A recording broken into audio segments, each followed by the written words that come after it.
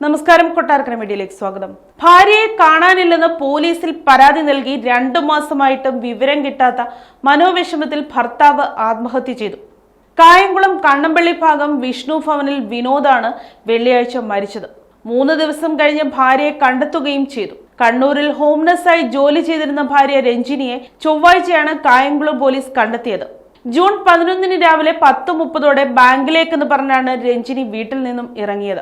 ഇവർ സെക്രട്ടറിയായ കുടുംബശ്രീ യൂണിറ്റ് കാനറ ബാങ്കിൽ നിന്ന് 1.25 ലക്ഷത്തോളം രൂപ വായ്പ എടുത്തിരുന്നു. ഇതിന്റെ തിരിച്ചടവിനായി പോകുന്നെന്നാണ് വീട്ടിൽ പറഞ്ഞത്.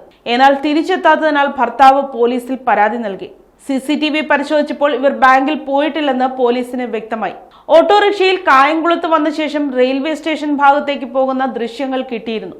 പിന്നീട് വിവരമൊന്നും കിട്ടിയില്ല. ഫോൺ എടുക്കാതെയാണ് ഇവർ ഇറങ്ങിയത്. അതിനാൽ മൊബൈൽ ഫോൺ കേന്ദ്രീകരിച്ച് അന്വേഷിക്കാനായില്ല. ഇവർക്ക് കടബാധ്യത ഉണ്ടായിരുന്നതായി ബന്ധുക്കൾ പറഞ്ഞു.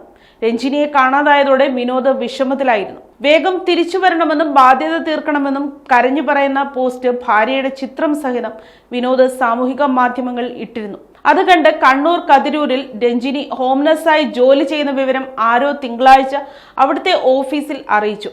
വിവരം കിട്ടിയ കായംകുളം പോലീസ് അവിടേക്ക് പോയി ചൊവ്വാഴ്ച രഞ്ജിനിയുമായി മടങ്ങിയെത്തി.